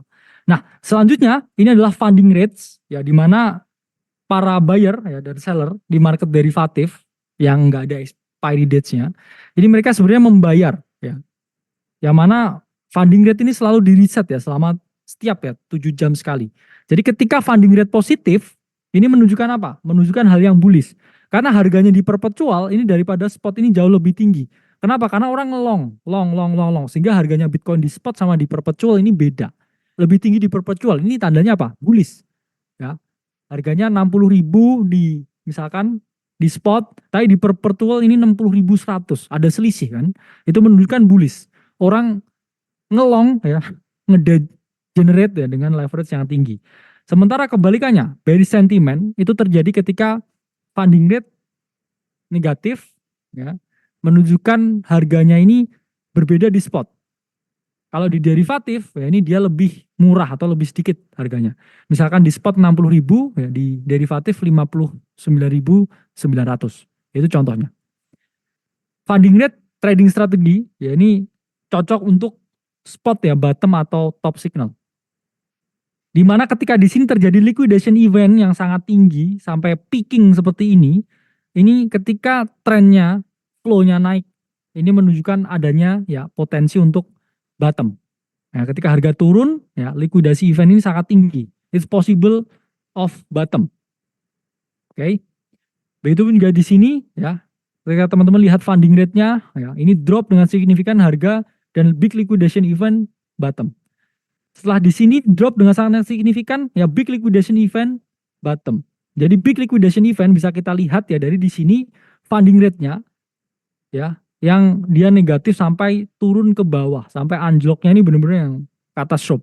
Itu menunjukkan it's a bottom sign. Ya, hampir semua bisa teman-teman lihat. Nah, titik itu juga bisa dijadikan key point. Ya, ada koreksi, misalkan ini ada titik sebelumnya. Dan ini juga ya funding rate juga mendekati titik sebelumnya. Ketika ada di titik ini, yang mana di titik ini dulu koreksi. Ya, funding rate mendekati titik ini. Bitcoin juga akhirnya mengalami koreksi. Nah, di sini udah paham ya quant trigger, tapi quant trigger itu juga tidak terlalu harus diperhatikan, tapi yang jelas adalah flow. Flow ya, kemudian the box dan juga the grab. Nah, ini ada the protocol di mana ini adalah keseluruhan dari semua yang disampaikan tadi. Jadi untuk melakukan eksekusi dengan probabilitas yang tinggi, kita harus memahami flow-nya ini seperti apa. Ya, pertama, bullish flow model, make a buy or long entry on pause. Ya, di sini udah paham ya. Ketika teman-teman flow-nya itu up ya atau upflow, ketika harga ini membentuk bullish Pandora dan dalam keadaan pause, ini sesuai format adalah make a buy or long entry on pause.